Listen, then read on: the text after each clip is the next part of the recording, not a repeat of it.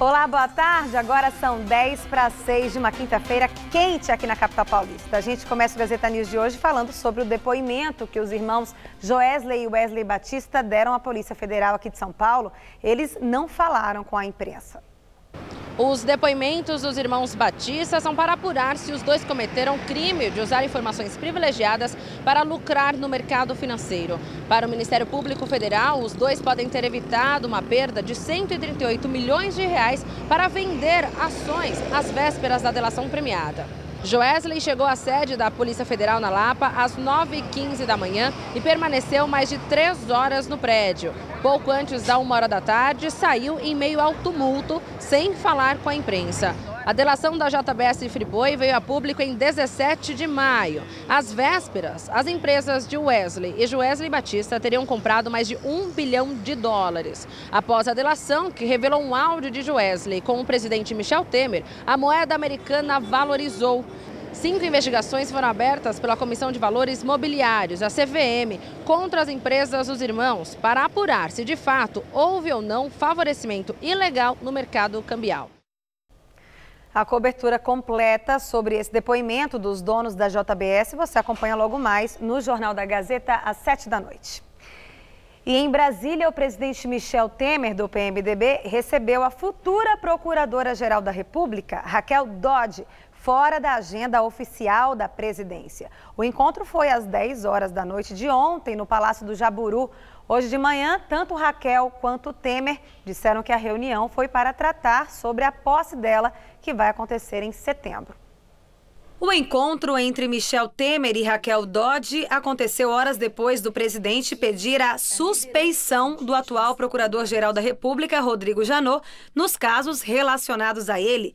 A suspeição é uma situação mencionada em lei que impede juízes, promotores, advogados ou qualquer outro auxiliar da Justiça de funcionar em determinado processo, no caso de haver dúvida quanto à imparcialidade e independência com que devem atuar. O advogado de Temer, Antônio Cláudio Maris de Oliveira, solicitou ao Supremo Tribunal Federal que retire as investigações envolvendo o PMDBista das mãos de Janot. A defesa alega que o procurador tem extrapolado os limites constitucionais e legais. E aqui em São Paulo, manifestantes invadiram o plenário da Câmara dos Vereadores. O protesto é contra o pacote de privatizações anunciado pelo prefeito João Dória, do PSDB, e também contra as recentes restrições impostas para o uso do benefício do passe livre estudantil. De acordo com a assessoria da Câmara, a invasão foi pacífica e tanto a Guarda Civil Metropolitana quanto a Polícia Militar acompanharam a movimentação. Já os manifestantes afirmaram que houve um princípio de tumulto com a tentativa de retirada deles do plenário, inclusive com gás lacrimogênio. A princípio, o presidente da casa, o vereador Milton Leite, do DEM, não quis negociar com os manifestantes. São cerca de 50 manifestantes que têm o apoio de vereadores do PT e do PSOL. E apesar do vereador Milton Leite ter pedido a reintegração de posse do plenário, os manifestantes continuam com a invasão. E que dia lindo que tivemos hoje, né? Nem parece que é inverno. A máxima aqui na capital foi de 29 graus e com todo esse calor e ainda sem chuvas, a cidade entrou em estado de atenção para a baixa umidade do ar. Vamos ver como fica o tempo amanhã, quinta-feira.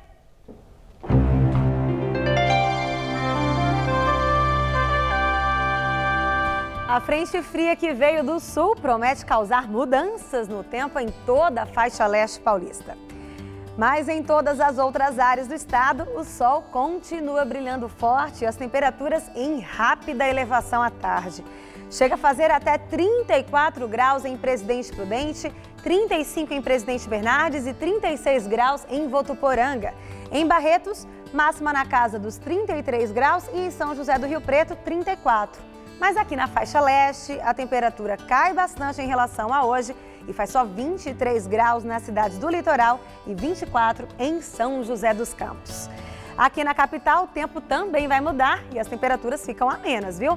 Nessa madrugada teremos mínima de 14 e máxima amanhã à tarde só de 21 graus, com muita nebulosidade e chances de chuviscos. Aí na sexta continua fresquinho, quase nada muda, máxima prevista de 21 graus, ainda com muita nebulosidade. E no final de semana, olha que coisa boa, volta a esquentar e o sol predomina por aqui.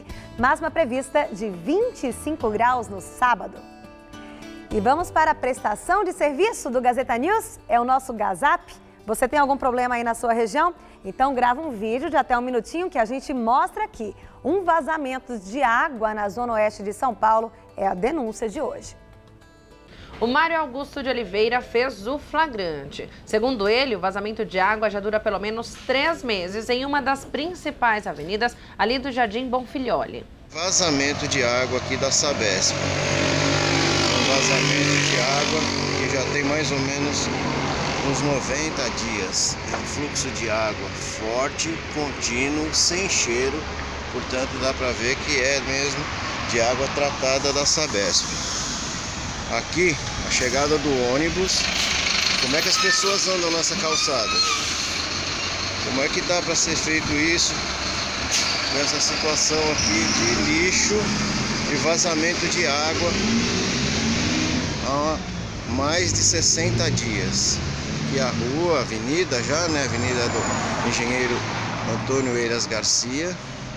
E aí as pessoas, para passar por aqui, quando não está com fluxo de ônibus, de carro, tem que vir pela rua, porque a calçada é intransitável. Vem por aqui e aí chegamos num ponto em que se pode subir novamente na calçada. Se você também tiver uma denúncia, faça como o Mário. Grave um vídeo com o celular na horizontal e mande aqui pra gente. O número é 11 99161 6121. Se tiver qualquer dúvida de como fazer a gravação, o passo a passo está no nosso site. Então, acesse o site e participe. Olha, de acordo com a Prefeitura Regional do Butantã, uma equipe vai avaliar esse local até o fim da semana para que o caso seja solucionado o mais breve possível. Já a Sabesp disse que vistoriou o local hoje e constatou que o vazamento é decorrente de uma galeria de águas pluviais e que a manutenção não é de responsabilidade da companhia. E faltam poucos dias para terminar a exposição na Oca do Parque Ibirapuera, que comemora os 30 anos do Itaú Cultural. A mostra reúne cerca de 800 obras. É na Oca, projetada por Oscar Niemeyer, em pleno Parque do Ibirapuera, que está um dos maiores acervos corporativos de obras de arte do país. A exposição, que comemora os 30 anos do Itaú Cultural, revela uma variedade de artistas, estilos e temas.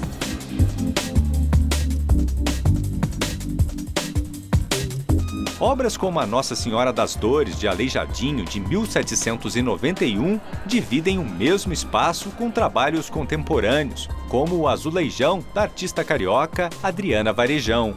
A gente não pensou numa organização, por exemplo, cronológica, né?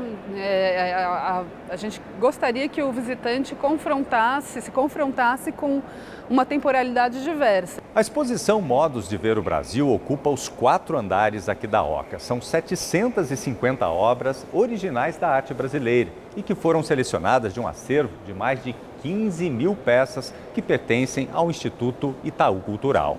E a cidade de São Paulo ganhou um espaço especial aqui na mostra, com obras que nos levam a fazer uma viagem no tempo. Que tal conhecer o Largo de São Francisco em 1862, na visão de Militão Augusto de Azevedo, um dos mais importantes fotógrafos brasileiros do século XIX? A imagem também foi reproduzida em grãos de café na obra de Vicky Muniz. Aqui, a Semana de Arte Moderna de 1922 é representada pela obra de Tarsila do Amaral, com o retrato do cronista Luiz Martins, com quem foi casada. Na tela, O Violeiro na Janela, de 1889, a arte do paulista Almeida Júnior. Ele foi um dos pioneiros na temática regionalista brasileira, em que retrata principalmente aspectos do interior de São Paulo.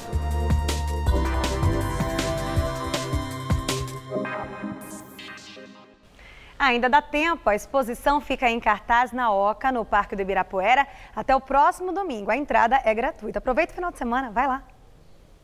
E o Gazeta News de hoje termina aqui. Novas notícias logo mais às 7 da noite no Jornal da Gazeta e no Jornal da Gazeta edição das 10. Fique agora com o Gazeta Esportiva. A gente se vê amanhã. Até lá. Tchau, tchau.